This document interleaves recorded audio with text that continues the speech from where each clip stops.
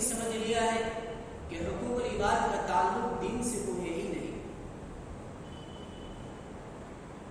ہم نے یہ سمجھا ہے کہ صرف نماز، روزہ، زکوٰۃ، حج وغیرہ بس یہی اتنی عبادتیں کر لو، صدقہ دے دو، نفلیں پڑھ لو، پوری رات نمازیں پڑھتے رہو، اللہ کی عبادت کرتے رہو، ہمارا دین مکمل ہو گیا. نہیں دوستو، لیکن ہم لوگوں نے یہی سمجھا ہے کہ صرف نماز وغیرہ ہی ہمارا دین ہے، حقوق العباد کا دین سے کوئی تعلق ہی نہیں ہے. آج ہم لوگوں نے حقوق العباد کو دین سے بالکل ہی نکال دیا ہے. ہمارے معاشرے کے حقوق کو بھی ہم نے نکال دیا ہے. یہ حقوق العباد کا معاملہ یہ بہت بڑا سنگین معاملہ ہے. اگر ہم سے حقوق اللہ کے بارے میں کوئی کوتاہی ہے، اللہ کے حقوق ہم سے کچھ ادا نہیں ہوئے، خدا نخواستہ اگر ہم سے کوئی گناہ ہو گیا، اگر ہم نے ایک مرتبہ اللہ کے سامنے جا کر گڑ گڑائے، اللہ کے سامنے سچی پکی توبہ کی، استغفار کیا، تو اللہ اپنے کرم اپنے فضل سے معاف کر دے گا. اللہ معاف کر دے گا. لیکن کسی بندے کا حق کو ضائع کیا ہے، کسی بندے کا دل دکھایا ہے، کسی بندے کو تکلیف پہنچائی ہے، جب تک کوئی انسان اس کو معاف نہیں کرے گا تب تک اللہ بھی اس کو معاف نہیں کرے گا. بھلے وہ پوری رات اللہ کے سامنے گڑ گڑاتا رہے، بھلے وہ پوری دن صدقہ کرتا رہے، لیکن اگر اس نے کسی کے حق کو دبایا ہے، کسی کو تکلیف پہنچائی ہے، کسی کو دل دکھایا ہے، اور اللہ کے سامنے جا کے معافی مانگتا ہے کہ اللہ میں نے اس کو تکلیف دی تھی، میں نے اس کو مارا تھا، میں نے اس کو گالی دی تھی، میں نے اس کے بارے میں یہ کہا تھا، تو معاف کر دے، لیکن اللہ اس کو کبھی بھی معاف نہیں کریں گے جب تک کہ وہ انسان اس سے معافی نہیں مانگے گا. جب انسان اس کو معاف کر دے گا پھر اس کے بعد اللہ بھی اس کو معاف کر دے گا، اللہ بھی اس کو بھی معاف کر دیں گے. آج ہم کو گناہ کرتے ہیں، مثال کے طور پر کوئی مسلمان شراب پی رہا ہے اور کوئی دیندار لوگ اس کو دیکھ جاتا ہے تو یہ سمجھتا ہے کہ اس نے بہت برا کام کیا، اس نے بہت برا کام کیا. اور ایک طرف دوسرا انسان غیبت کرنے کے اندر مبتلا ہے. آج عادت ہے جہاں پر بیٹھے ایک دوسرے کی چغلیاں شروع، ایک دوسرے کی گوشت کھانا شروع، ایک دوسرے کے مرے ہوئے مردار کی گوشت کھانا شروع، 5 منٹ بھی نہیں، ایک دوسرے کی کھچم کھینچا شروع، یہ یوں کرتا ہے، یہ یوں کرتا ہے، بس ایک دوسرے کی غیبتیں کرتے ہیں. میرے بھائیوں، اپنے زبانوں سے وہی الفاظ نکالو جو دل اور دنیا دونوں کے اعتبار سے ہم کو کام آئے. ہم ہماری زبانوں سے وہ الفاظ مت نکالو جو نہ دین کے اعتبار سے فائدہ دے نہ دنیا کے اعتبار سے فائدہ دے. ایک انسان غیبت کے اندر مبتلا ہے اور دوسرا انسان اس کو دیکھ رہا ہے کہ دیکھو غیبت کے اندر کیسا لگا ہوا ہے، اور ایک طرف شراب کے اندر ایک دوسرا لگا ہوا ہے. تو جو انسان شراب پی رہا ہے اس کو تو بہت بڑا گنہگار سمجھ رہا ہے کہ تو کتنا برا کام کرتا ہے، کتنا بڑا گناہ کر رہا ہے، تو مجھے شرم نہیں آتی تو شراب پیتا ہے. اور یہ خود غیبت کے اندر مبتلا ہے، اس کا کچھ نہیں، اس کا کچھ نہیں، یہ تو غیبت کرتا ہے، یہ تو کیا شراب پیتا ہے. میرے بھائیو، جتنا شراب پینا گناہ ہے اس سے زیادہ غیبت کرنا گناہ ہے. اس لیے کہ اللہ پاک نے قرآن کریم کے اندر بھی فرما دیا کہ غیبت کرنے والا گویا کہ مرے ہوئے جہنم، مرے ہوئے انسان کا گوشت کھا رہا ہے. کیا کوئی انسان مر جائے تو اس کا گوشت مزہ آتا ہے کھانے میں؟ کسی کو پائے گا؟ تو میرے بھائی جو غیبت کر رہے ہیں وہی ہے جو مرے ہوئے گوشت کو کھا رہے ہیں، مرے انسان کے گوشت کے ٹکڑوں کو ہم کھا رہے ہیں. لیکن آج ہم کو کوئی افسوس نہیں اس کا، آج ہمیں اس کا کوئی افسوس نہیں ہے. ایک مرتبہ اس طرح بات کے اندر لکھا ہے، حضرت ڈاکٹر عبدالرحیم رحمۃ اللہ علیہ کے پاس ایک شخص آیا، خوشی خوشی آ رہا تھا، اور خوشی خوشی آ کر اس نے کہا کہ حضرت کہ مجھے اللہ کا احسان مل گیا. احسان کا مل جانا یہ بہت بڑا درجہ ہے، یہ حدیث میں بھی ہے. یعنی اس کا مطلب یہ ہے کہ جو بھی عبادت کرے اس طریقے سے کرے کہ اللہ مجھے دیکھ رہا ہے. اگر یہ نہ ہو تو یہ تو ہو کہ اللہ تو میں دیکھ رہا ہوں، دونوں میں سے کوئی ایک چیز ہو، اس کو کہتے ہیں احسان. تو یہ کہہ رہا ہے کہ مجھے مل گیا ہے. تو حضرت نے کہا کہ اللہ کا شکر ہے تجھے احسان مل گیا ہے. تو کہا کہ میں تجھے ایک سوال کرتا ہوں، مجھے ایک سوال کا جواب دے کہ تجھے احسان جو ملا ہے، وہ احسان کا جو درجہ مجھے ملا ہے، کیا وہ صرف عبادت کے اندر ہی ملا ہے؟ کیا جب تو دکان کے اندر ہوتا ہے اس وقت تجھے میرے احساس ہوتا ہے کہ اللہ مجھے دیکھ رہا ہے؟ جب تو اپنے گھروں کے اندر ہوتا ہے تجھے ہوتا ہے احساس کہ اللہ مجھے دیکھ رہا ہے؟ تو شخص نے کہا کہ حضرت حدیث میں تو یوں ہے کہ جب تم عبادت کرو، جب تم نماز پڑھو، اس وقت یہ احساس ہونا چاہیے کہ اللہ مجھے دیکھ رہا ہے،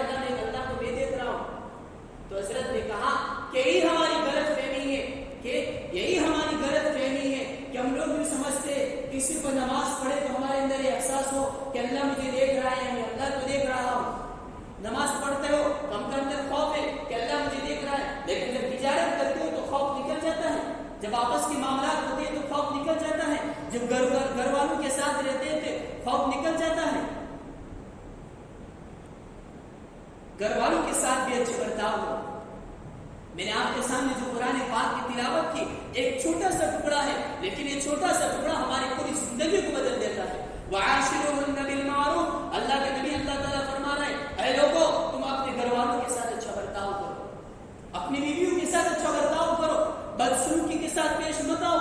ایک کوئی نوکرانی نہیں ہے، ایک کوئی تمہاری بیوی ہے، تمہاری نوکرانی نہیں ہے وہ. وَعَاشِرُوهُنَّ بِالْمَعْرُوفِ، تم ان کے ساتھ اچھا برتاؤ کرو، اچھے اخلاق کے ساتھ پیش آؤ. لیکن آج ہمارا معاملہ الٹا ہو چکا ہے دوستوں. حضرت عائشہ رضی اللہ تعالیٰ عنہا فرماتی ہے کہ اللہ کے نبی کو پورے امت کا غم ہونے کے باوجود، اللہ کے نبی کو پورے امت کی ذمہ داری، پورے امت کا غم ہونے کے باوجود جب بھی گھر میں داخل ہوتے تھے تو خوشی خوشی اور مسکراتے مسکراتے داخل ہوتے تھے. کیسے؟ مسکراتے مسکراتے داخل ہوتے تھے. اور آج ہمارا معاملہ کیا ہے؟ ہمارا معاملہ الٹا ہو چکا ہے. تھوڑا سا دکان کا ٹینشن آیا، بیوی نے کچھ کہہ دیا، وہاں سنا دی، وہاں سنا دی، پورا دکان کا غصہ گھر بنا کے بیوی کو نکال دیا. کیا معاملہ ہے ہمارا؟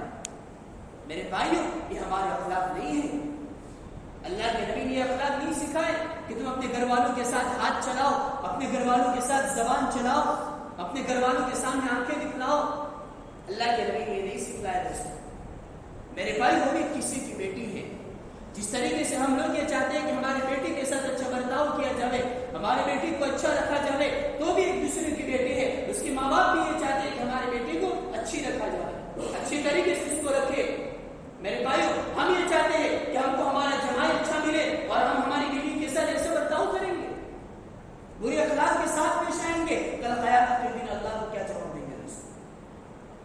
کل قیامت کے دن اللہ کے سامنے پیشی ہوگی، اللہ کو کیا جواب دیں گے؟ اس نے کہا کہ جو انسان بندوں کے حقوق ادا نہیں کرے گا، بندوں سے معافی نہیں منگوائے گا، جب تک بندہ معاف نہیں کرے گا تب تک اللہ بھی اس کو معاف نہیں کرے گا. لیکن آج ہمارے اندر ایک بیماری پیدا ہو گئی ہے. کسی نے ہم کو تکلیف دی، کسی نے ہمارے بارے میں کچھ کہہ دیا تو ہم اس سے معافی مانگنے تو نہیں جائیں گے. میں کیوں جاؤں؟ میں ہوں، میں کیوں جاؤں؟ وہ جائے، اس نے غلطی کی ہے، میں نے تھوڑی غلطی کی ہے. میرے بھائیوں یہ ہمارے اندر سے میں نکالو اور جاؤ اس سے معافی مانگو، اللہ تم کو معاف کرے گا، اللہ تم کو کہیں سے کہیں پہنچا دے گا. اس کے بارے میں ایک واقعہ ہے حضرت مولانا عبد الغنی فلفلی رحمۃ اللہ علیہ کا، کہ وہ فرماتے ہیں کہ ایک دیہاتی شخص میرے سامنے آیا، کچھ غلطی ہو گئی اس سے، جبکہ میں نے اس کو ڈانٹ لیا، اس کو تھوڑا سا ڈانٹا میں نے، تو پھر مجھے بعد میں خیال آیا کہ تو نہ میرا شاگرد ہے، میرے اس سے کوئی تعلق بھی نہیں ہے، نہ میرا مرید ہے، کچھ نہیں ہے، میرا اس سے کوئی تعلق ہی نہیں ہے، اور میں نے اس کو ڈانٹ دیا. اور مولانا عبد الغنی فلفلی رحمۃ اللہ علیہ اس کو پہچانتے بھی نہیں تھے کبھی بھی، اس کو دیکھا بھی نہیں تھا کبھی بھی. اور یہ حضرت نکل کر اس کو ڈھونڈنے کے لیے تاکہ میں اس کے جاؤں اور اس کے بعد جا کر اس کے معافی مانگوں. اور یہ نکل گئے اور جاتے جاتے اندھیرا ہو چکا، اور اس شخص دیہات میں رہتا تھا، اور حضرت نے مولانا عبد الغنی فلفلی رحمۃ اللہ علیہ نے تو گھر بھی نہیں دیکھا تھا، اس کی بستی بھی نہیں دیکھی تھی، راستہ بھی نہیں دیکھا تھا کہ کہاں ہے، کدھر ہے. تو راستے میں جاتے تھے راستے میں نکل گئے، اور اچانک ایک کھیت کے اندر جا کر دیکھا کہ وہ دیہاتی شخص کھیتی باڑی کے اندر لگا ہوا ہے، کام کے اندر مشغول ہے، کھیت کو پانی پلا رہا تھا. تو حضرت دیکھا، وہ شخص دیکھ گیا حضرت کو، کہا کہ حضرت آپ یہاں، کہ مجھے بلا دیتے میں آپ یہاں پر آ جاتا. حضرت نے کہا کہ نہیں، میں نے غلطی کی ہے، میں نے تجھے ڈانٹا تھا، میں نے تجھے برا بھلا کہا تھا، آج میں تجھے معافی مانگنے آیا ہوں تیرے سامنے، تو مجھے معاف کر دے تاکہ کل قیامت کے دن مجھے اللہ بھی معاف کر دے، مجھے اللہ بھی معاف کر دے. حضرت شخص سے کہہ رہا ہے کہ تم تو اللہ کے ولی ہو، تم کو معافی مانگنے کی کیا ضرورت ہے، میں نے تو تم کو معاف کر دیا ہے. اور اسی دن حضرت مولانا عبد الغنی جب رات کو سوئے تو رات کو خواب کے اندر 2 کشتیاں دیکھی. ایک کشتی کے اندر ہمارے نبی حضرت محمد مصطفیٰ صلی اللہ علیہ وسلم سوار ہے، اور دوسری کشتی کے اندر حضرت علی رضی اللہ تعالیٰ عنہ اور حضرت مولانا عبد الغنی فلفلی رحمۃ اللہ علیہ سمندر کے اندر سوار ہے، کشتی کے اندر ہے. دونوں کشتی دور تھی، اللہ کے نبی کی کشتی ایک طرف تھی، اور حضرت علی رضی اللہ تعالیٰ عنہ جو کشتی لے کر مولانا عبد الغنی بھی اس پر بیٹھے ہوئے تھے، اور ایک ہی کشتی الگ تھی. تو اللہ اللہ کے نبی نے حضرت علی سے آواز دی، اے علی، اے عبد الغنی والی جو کشتی ہے میرے کشتی سے لگا دو. کیا کہا؟ میرے کشتی سے لگا دو. اور مولانا فرماتے ہیں کہ ایسی کشتی سے ایسی آواز نکلی کہ میرے کان میں آج تک وہ آواز آ رہی ہے. اس زمانے کی بات کر رہے ہیں کہ میرے کان میں ایسی آواز کبھی میں نے سنی نہیں تھی. یہ تھے بندے کے حقوق. آج ہمارا معاملہ کیا ہے دوستو؟ آج ہمارا معاملہ کیا ہے؟ اس لیے اللہ کے نبی نے فرمایا سب سے اچھا اخلاق والا وہی ہے جو اپنے گھر والوں کے ساتھ اچھا برتاؤ کرتا ہو. لوگوں کے سامنے اچھا برتاؤ نہیں، لوگوں کے سامنے تو خندہ پیشانی کے ساتھ ملتا ہے، محبت کے ساتھ ملتا ہے، سلام بھی کرتا ہے، سب کچھ کرتا ہے، لیکن جب گھر میں داخل ہوتے گالی گلوچ کے ساتھ داخل ہوتا ہے، زبان چلاتا ہے. ہاں، زبان چلاتا ہے. جو بیوی تیرے لیے راتوں میں اٹھ کر تیرے لیے کھانا پکا کر دیتی ہے اور آج تو گھر میں جا گیا اور گالی گلوچ شروع کر دی. ایک آنکھ کے حقوق ہے دوستو، ایک آنکھ کا حق ہے دوستو. اللہ نے فرمایا وَعَاشِرُوهُنَّ بِالْمَعْرُوفِ، تم اپنے عورتوں کے ساتھ اچھا برتاؤ کرو، اپنے عورتوں کے ساتھ، اپنے گھر والوں کے ساتھ اچھا برتاؤ کرو، اپنے ماتحتوں کے ساتھ اچھا برتاؤ کرو. اس سے حدیث میں بھی ہے کہ کل قیامت کے دن اللہ تعالیٰ ہر ایک سے پوچھے گا، ہر ایک ذمہ دار ہے اپنے گھر کا، ہر ایک ذمہ دار ہے اپنے گھر کا. اللہ تعالیٰ ہر ایک سے پوچھے گا کہ میرے تمہارے نیچے جو کام کرنے والے تھے ان کے سامنے تم نے کیسا برتاؤ کیا؟ تم شیخ تھے، تمہارے نوکر تھے، تم نے اپنے نوکروں کے ساتھ کیسا برتاؤ کیا؟ تم نوکر تھے تو اپنے شیخوں کے ساتھ، اپنے بڑوں کے ساتھ کیسا برتاؤ کیا؟ اللہ ہر ایک چیز پوچھے گا دوستو. لیکن آج ہمارا معاملہ الٹا ہے دوستو. آج ہمارا معاملہ الٹا ہو چکا ہے. ہم کو گھروں کے ساتھ، گھروں کے اندر اچھے اخلاق سے پیش آئیں گے تو وہی طریقہ ہمارے بچوں کے اندر آئے گا، وہی طریقہ ہمارے بچوں کے اندر آئے گا. اگر ہم لوگ ہی ہمارے گھروں کے اندر بدسلوکی اور بے اخلاقی کے ساتھ پیش آئیں گے تو ہمارے بچوں کے اندر بھی برے اخلاق آنے والے ہیں. ہمارے بچوں کے اندر ہی برے اخلاق پیش آئیں گے. میں نے اس سے پہلے بھی کچھ اس جب اس عنوان پر بیان کیا تھا، اس وقت بھی میں نے واقعہ سنایا تھا کہ ایک اللہ کے ولی تھے، ان کا ایک خادم تھا. وہ خادم غریب تھا. وہ فرماتے ہیں کہ ایک دن اس کا انتقال ہو گیا اور اس کے انتقال کے بعد اس کو کسی بزرگ نے، کسی اللہ کے ولی نے اس کو خواب میں دیکھا اور پوچھا کہ بھائی تیرے ساتھ کیا معاملہ ہوا؟ کیا تھا کہ تیرے ساتھ کیا معاملہ ہوا؟ تو شخص نے کہا کہ اللہ پاک نے تو میرے سامنے پورے نامہ اعمال کھول دیے تھے، کہا کہ تو نے یہ بھی گناہ کیا، تو نے یہ بھی گناہ کیا، تو نے یہ بھی گناہ کیا.